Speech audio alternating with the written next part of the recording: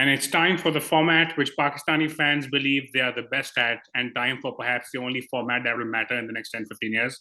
Welcome to the Shiny Side. I'm your host, Faris, and I have with me from a very early morning, Omer in Houston. How are you Hey doing, Omer? guys, good. How are you? Not too bad. And we have Imran on the other end of his workday, I believe, from Bahrain. Yeah, Faris, how are you doing? I'm very well. And I guess to get things started, so we've again come. No, it's time for T20s. The series finally starts on Friday, 11 a.m. Pakistan time. So you can do the math for wherever you are. 5 T20s starting in Auckland.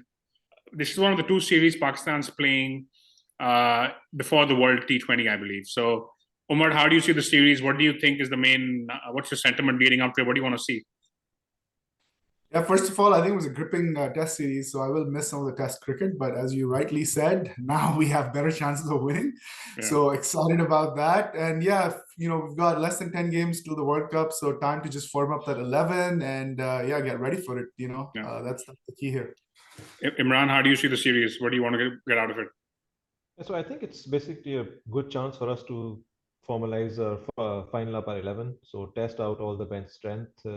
And I would obviously like to see, especially Babar hitting some form. That's important. Keen to see how Shaheen goes as captain in his first international tour as well. I think that's going to be a big thing. Which is going to be the biggest new thing maybe for Pakistan. Yeah, definitely. Okay. So if you look at the recent history between, Pakistan's only played, believe it or not, since the last T20 World Cup where we played the final, we've only played two series really. We played New Zealand at home last summer. It was a 2-2. And then we played an away series versus Afghanistan in the UAE. But we rested Babar, Rizwan, Shaheen, Haris, and Azam. So effectively a second string. We lost to Afghanistan, which we shouldn't have, 1-2. New Zealand, on the other hand, has actually played quite a bit of cricket. They beat Sri Lanka at home. They drew with Pakistan away at the same series. They actually went to the UAE for an away series and actually lost a game. They won the series 2-1 against the UAE. They played England away and they drew that 2-2. They played Bangladesh away. They drew that 1-1. So they've been playing way more T20 cricket than we have. If you look at the head-to-head each time Pakistan plays New Zealand at a neutral venue, we've won that game, by the way, which is essentially World Cups, I guess. In New Zealand, it's a 7-8 in favor of New Zealand. So we've actually we've recently played a triangular series there, which we actually beat New Zealand twice including the final. We also, I guess before that, we've essentially won one bilateral series and lost 3 in New Zealand whenever we played there. So that's how it is in a nutshell. Omar, how do you see the fact this is New Zealand? Do you feel like you would say New Zealand are clear favorites, or do you think it's more even than that? No, I think we're the clear favorites, to be honest. We were World Cup finalists. Let's not forget that. And even prior to that, we had a pretty decent World Cup record. Since then, as you mentioned, it was really a second string 11 that lost to Afghanistan. So little relevance. And again, we haven't played in a while, so it's almost like a fresh start. But barring a couple of people, Shadab and Naseem, we've got our best 11 there. So really, I think yes, we're playing them at home, but again, the results you mentioned of New Zealand, nothing amazing. They've lost quite a bit. So I think we need to be going in with a mindset of winning this like 4-1, right? That would be a good result. Imran, the fact that we haven't really played a T20 series since March, do you think that's poor planning, or given that we were in an ODI era, you think that's fine? No, I think it's fine. I think from sometime around last year and early this year, the focus was on the ODI World Cup, and we tried to pencil in as many ODI series as we could gearing up to that. So I think it's perfectly fine.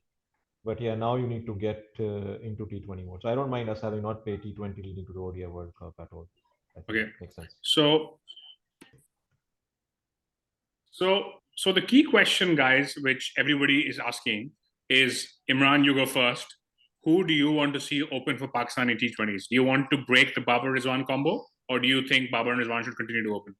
Imran, you go first. So I think this is a difficult question to answer, and one that's been plaguing Pakistani cricket fans' minds for a while. And I remember reading an article, I don't remember it was from who, a long time back, that when Babar and Rizwan open the batting chasing, they're really good in terms of average strike rate. But when they open the batting first, they're not so good. And if we go back, some of the key games that we've lost, like the Australia semi-final of the T20 World Cup, you can see, 60 odd for no loss in 10 overs. That's not what you want from your openers in a semi-final. So I think there could be a case for actually looking at a combination where you have maybe Fakhr or somebody else more aggressive opening, especially if you're batting up front. But if you're chasing, I think Babar and Rizwan are a really, really good combination. So you are actually advocating having different openers based on whether we're batting first or chasing. And I know the data supports it, but no other team does it, which is why I'm asking you again. Yeah, no other team does it. I know, but I know it's a bit of a left field approach, but I would be keen to at least maybe try it out. Otherwise, I think that there is quite a lot of merit for actually breaking up the combination, regardless of how successful it has been, mainly because of this weakness that we have batting first, right? They'll come in and they'll get you to 65, 70 or in the first 10 overs without losing a wicket. And then that leaves too much for you to do at the back end. Yeah. And you can't continue that way. And in the Caribbean, where the World Cup is going to be played, pitches are going to be slow and potentially get slower as the game goes on. So you need to make the most of the new ball when it's at its hardest and fresh pitch. So you probably need more aggression up top. So I would probably be very open to the idea of breaking up the combination and getting somebody more aggressive in place of one of the two. So Omer, what's your top two? What do you see? Yeah, this is the toughest question, really, and a good problem to have. But given the pitches we're playing in, it's low scoring for sure. It's even looking at the last CPL results, nothing, very few over 200s, very few over 180 even. So one good cameo from a batsman, and you've really won the match, right? If you get to 180, you're most likely winning that game. With our Babar and Rizwan on the top, what we do is we need a 5-star bowling attack to back that up. We've won games that way, so it's a good strategy. It works. But it works when your bowling really does well. We don't outbat teams, so we only have one way of winning games, which is good bowling. So if we really need to leverage all the different skills that cricket allows you to win a game by, then you really need a master blaster at the top of the order. You've got options now, which is again great. Fakhr, Saim Ayub, either of those. I think Rizwan probably stays up on top. But who do we partner up? I think Fakhr probably, or Saim. I don't think he's done well yet in the middle order, so that's where maybe he's better on top versus. I guess my call on that is I would probably, if I had to make a call right now, I would open with Saim and Rizwan and have Babar at 3. Also because I think Fakhr has batted in the middle order with a lot of success. He plays spin really well. Again, Saim had a really good CPL, scored a match-winning 60 in the final as well. And he also has consistently, so he knows those conditions well as well. And even now that the schedule's out, we realize that only the group games are in the USA, but the games that really matter, the Super 8s and the semis and the finals, provided we make it, are all going to be in the West Indies, right? So he knows those conditions well. So I would do Saim, Rizwan. Moving on to the next question, and Omer, you're going to go first. Does Azam Khan fit in the 11 for you? So if we need to, there is a gap in the middle order, right? There's somebody needs to come in. We haven't figured out who it is. Azam has that big hitting capability, but is he a liability in the field? Certainly yes.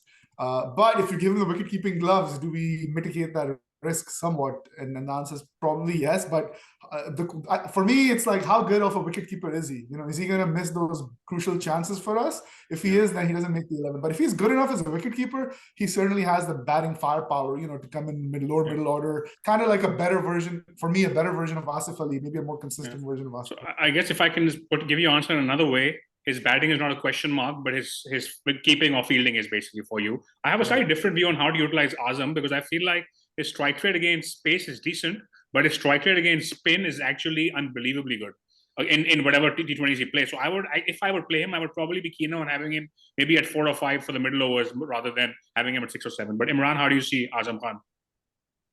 I think right now, at least for this series, I think he definitely deserves to play a few games and see how he does, right? I mean, I was thinking of the 11, and I think we're basically missing a number 5 or number 6 right now. It's not clear cut, right? Obviously, you can argue that 4 or 5 batsmen pretty much pick themselves, right? Rizwan, Babar, maybe Simon, Fakhr, and Takhar kind of pick themselves. So you're left with one slot. Now, keep in mind that Shadab is also going to come back in for the World Cup, and he can bat in the top 5. But I think in this series, at least, he deserves a chance to see how he goes. And I like your point, Fix, about him being our spin hitter, which was a role that combination of Nawaz and Shadab played very effectively in New Zealand and in the World Cup. Malik and Hafiz before that, for that matter. Yeah, Malik in the field before that. So he can be the spin hitter, at least until Shadab is back in fit. But once Shadab is back and if he's in good form, then I think it's tough to get Azam into Yeah. the 11. And I haven't even mentioned Mohammad Haris, who we rested from the series for some reason. He was the star of our T20 World Cup last time around. First time around, the guy looked the most at ease, batting the way you're supposed to bat. But I guess moving on to the flavor of the month, we stay with you, Imran. What do you make of Aamer Jamal in T20s? How do you see that? I've not seen his record. I'm not sure how good of a record he has in T20, but given how he bowled in Australia and he's also shown that he can bat, I think there is definitely a case for him being given a few games to try him out and see how he does, right? I mean, if he can actually put in something close to the kind of performance he put in the test match, then that gives you pace bowling all-rounder, which is something that we've been missing for a long time. So definitely, I think worth a shot to try him out and see how he does. Yeah. Before I go to Omer, very quickly, I want to add, if I look at his record, not a lot of T20 games domestically. He did bowl that brilliant death over against England in the T20 series about 18 months ago. But it seems like as a batsman, he seems to be averaging enough with a very high strike rate, but it feels like his economy is 10 in every international T20s as well as domestic. So I feel like maybe that could be the weak link. But Omer, how do you see Aamer Jamal? Yeah, so he won us that game, but I think he also lost us a game, right? Against Afghanistan in China, I believe, in the last over. In that tournament where, yeah. Yeah, exactly. I had to really go dig it up because I don't know if anybody ever watched it. But yeah. So yeah, there's a lot to be tested out. Again, this is the time you bring in people like that who are high in confidence, are doing well. Let's see what they do. So he's been lingering around the squad. Good time to just bring him in, test him out. And I think Azam's position, Aamer Jamal's position, those are the two kind of roles we need to figure out. We need backups for Shadab, so we need to figure out these in this tournament. I think that's going to be the.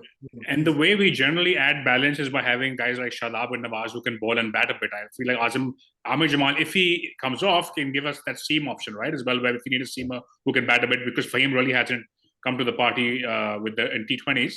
Speaking of which, the last time we played in New Zealand, we won the T20 series. The final man of the match in the final was Mohammad Nawaz. So Omer, is Nawaz still a force in T20? Or do you feel like, given his performances in the other formats lately, do you think he's not just sure shot for us anymore? No. This is the format he plays in, right? I think we're just mixing up people's performances across formats and eliminating them. I think I don't know if that's what happened with Imad Wasim, for example, but I mean, he's got an amazing record. Recent performances have been decent. He delivers with bat or ball, or bat and ball. Yeah. So he needs to be around, and we need that balance. He offers a lot of balance to our team, and yeah, I think he needs to stick around. We need. What's your view on Nawaz, Imran? No, I think I definitely agree with Omer. Nawaz needs to be in the 11. I mean, I would not base his exclusion on ODI performances. He did well in New Zealand. He did well in the T20 World Cup as well. Won us a game with his batting, and consistently does well with his bowling. I think he's definitely should be in the 11. So Abrar is supposed to be the mystery spinner, but the biggest mystery for me right now is whether he's even in the squad or not. Because I feel like he was sent back from Australia for rehab. I'm not sure if he's meant to come back for the T20s or not. There's no official word on that. I'm not sure if either of you have more updated information than I do. But who is our best spinner at the moment? Because in the squad, we have Osama Mir and we have Abrar again, and then we have Nawaz, I guess. So, like, I'm not even sure who I guess Abrar would be the number one spinner. Is that a fair comment? If he was fit, Omer? Has he played enough T20s? That's the big question. I mean, I went to a couple of games for his side in the PSL last time, and he wasn't even in the 11. So for whatever reason, he's not even in the 11 for his own PSL side. So right. So Osama Mir probably trumps him, given he's played the BBL. He's getting picked in PSL. He's there. So again, this series we need a backup to Shadab, and Osama Mir needs to be tested out. Is he better suited to T20? We need to figure it out. He seems, he's supposed to be all-rounded, but I think that needs to be changed. But I think again, Abrar, if he was fit, would have been a perfect time to test him out. But we don't have that option. So I think both of you touched upon this, but the series is a lot about testing our bench strength, etc. But I'm actually putting up what I think is probably our best 11 from the squad we have. Do either of you have a different view on this? I think, Omer, this is the 11 you had also shared. Yes, this is no, that's my 11 for In a sure. slightly different order, perhaps. But would either of you change either the 11 or bring any of the guys on the right in? So I think, well, a couple of things, right? One, I think in a 5-match series, I would want to see every member, or if not every, almost every member of the 17-man squad get a game or two, right? This is your Yeah. chance to try it out, right? But one thing I see in the likely or proposed 11 is a weakness on spin. So you've basically got only Nawaz in there, and Yeah. maybe you're banking on if the hard to pitch in with a couple of overs. But I think this is a like four pacers, one spinner. Seems a bit light on spin. So Yeah. I think I would be keen to have Osama Mir in there. And And who again, would you leave keeping in him? Who would mind, you leave out for that? Is the question. I think you rotate between Wasim and Jamal. Haris Yeah. will probably play all the games. Definitely, Shaheen obviously has to play. So you rotate Wasim and Jamal out and keep a spinner in there. Yeah, yeah. I guess the spin is a big one, right? Because as far as the quicks are concerned, we know that once we're in a tournament, Shaheen, Wasim, Rauf, and Naseem are your top four, and then I guess Zaman is your fifth. And there's also Ehsan who's still not back, right? So I don't think Abbas Afridi. I mean, I hope he gets a game or two. I don't think he'll really be in your squad unless there's a bunch of injuries. But I guess the other guys, yeah, Sabzada Farhan is again an explosive opener. Hasibullah Khan is a wicket-keeper batsman, done quite well in the PSL, bats aggressively. So we have three wicket-keepers. I think Zaman Khan will probably get a few games, and he should. I think it would be quite a surprise if he doesn't make the T20 squad as far as I'm concerned. I think he showed us in the Asia Cup before the World Cup he was quite effective, even though it was a different format. So yeah, that's what the 11 looks like. Any comments, Omer? Yeah, no, I think some of these should show these guys should get a game. As you said, Zaman needs to be, given game time. He's awesome. Uh Osama Mir needs to come in at some point for Jamal, right? And but yeah, my 11 is based on if the bowling at least 2 overs a game, right? Him and Jamal sharing the fifth bowler role, so that's critical. And going back to the opener question, we've got 5 games. I honestly think we need to even test out Fakhr and Saim at the top together. Rizwan, we've seen he can play anywhere. He's got that going for him. So even that's an option. So and it's bizarre how many wicket keepers we have been around the squad, right? Haris is rested at the moment. We've got Azam, we've got so many. But no, I mean, I think we've got a good 11 and some good backups. Yeah, the news coming out from unofficial news from the camp, I don't know what to believe, is that apparently Rizwan was asked not to open, but he convinced the management that I'm going to open. So anyway, I mean, for what it's worth, I have no idea how relevant that is. Having a quick look at the New Zealand squad now, I guess what surprises me a little bit here, and I put the likely 11 and the backups here. It feels like there's literally no new players we haven't seen or we don't see like every week when they play. It seems to be pretty much the same guys who we've been seeing in action for a while. Finn Allen at the top with Conway. This is essentially the side that was there in the last World Cup. There is no Trent Bolt, but I'm pretty sure he'll be back for the actual T20 World Cup, right? Because he's not a central contracted player anymore. So any thoughts, Imran, on the New Zealand squad and 11? So I think, pretty much a picks itself kind of 11, but obviously I'm sure here we'll see a lot of experimentation. Also, I remember reading their squad on Cricinfo, and it came with like 5 different footnotes. So they have a lot of different combinations. Williamson, I think, is available for a couple of games only. So there are a bunch of guys who are not available for the first two, some not for the last two. So I didn't put that in because that was just too complicated. Yeah. So there will be a lot of rotation, obviously, in the 11, but the 11 you put up there is probably their strongest 11 from the squad. Omer, any thoughts on the 11 and the squad? Yeah, when you going back to your point, I think that's been New Zealand's strength and maybe their weakness, right? They've got a lot of people, they've been around for a long time. It's very consistent. Everyone knows what they're doing. But some of the people are maybe past their peak, slightly past their peak. But unfortunately, they don't have maybe backup players. So they still get to play the same 11. And that's maybe been behind the inconsistent results we've seen from New Zealand. But overall, great to see Henry back. I'm happy to see the pace battery between Adam Milne and Ferguson. They're all available. So it should be a fun series from that perspective. Yeah, okay, good stuff. So I guess before we move on, prediction, Omer, you want to go first for the series? I mean, you already called your winner, but what series score are you seeing? I think 3-2 for Pakistan. Imran? I feel less optimistic. I'd go 3-2 New Zealand. Okay, interesting. I guess I will probably side with Omer on this one. I feel like 3-2 Pakistan. The games, by the way, start. The games start this. There's quite a few games. So we play a game on Friday at Auckland, and then the next game is on Sunday in another city, I think Hamilton. So they'll come thick and fast. I guess once the teams are in, I guess it makes the fast bowler rotation even more critical. But before we wrap up, by the way, a quick point on something else. So the PCB just announced that the PSL media rights for the next 2 years have been sold. They went for 29.5 million for 2 years, which is about 15 million per year, which makes it the most valuable cricket league outside of India. At the top is obviously the IPL. Number 2 is actually women's Premier League in India.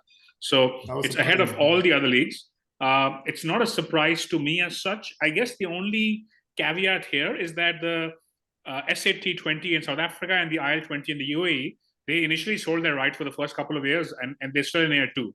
So I think their valuation right now is based on the valuation that the media companies thought would be before they started. I think once they have the next round, you'll have a better indication. I don't expect IL20 to have a better valuation than Pakistan, but maybe SA20 could be, but they'd probably be close. But in spite of all our issues, it clearly shows that we've built a quality product, which is, again, valued for lots of different reasons, and we need to make sure we continue to build on it. Omer, what's your take on that? Yeah, no, great for Pakistani cricket. Again, I just hope it all flows down to the different levels, and specifically for investment towards our infrastructure and all the way down to school cricket. So that's the critical here. But otherwise, it's awesome, great to see. I mean, we all thought, and we've seen various international players comment on how good the PSL is. But now you have a real data point showing that a lot of people. I mean, especially at a time when there's uncertainty in Pakistan from an economic point of view and in the PCB, right? To get these numbers, I think is pretty impressive. Imran? I think it's definitely great to see the valuation, and I agree a lot with Omer. I hope this trickles down. But I mean, obviously, you also have to take into account media rights valuations that are based a lot on the population size, target market. So obviously, keeping India aside, we are the biggest, most populous cricket playing country. So you would naturally expect, your valuation or your media rights to be valued similarly, at least, proportionately high as well. So like South Africa, obviously, much smaller target market. So. But, I mean, it's we could go into a valuation discussion here, but again, it's about population and then also the per capita, I guess, value of every person in your country, right? But I guess what also happened, I guess the biggest thing in our favor over the Big Bash or the 100 perhaps is the percentage of our population that's engaged in cricket compared to those other countries, right? That's probably what really drives this home. Population, sure, but again, the number of people who, I mean, Bangladesh is similar population, right? But they're nowhere in the mix, so. Anyway, good stuff, guys. For those of you watching, if you have a view on what Pakistan's best 11 is, please leave a comment. And if you're watching, please like the video, subscribe to the channel, and we'll be back after the first T20 to talk about how Pakistan did. Imran, thank you for being on. Thank you, Faris. And Omer, thank you once again. Thanks, Faris. And in the meantime, for those of you watching, we'll be back soon. Stay tuned to the shiny side.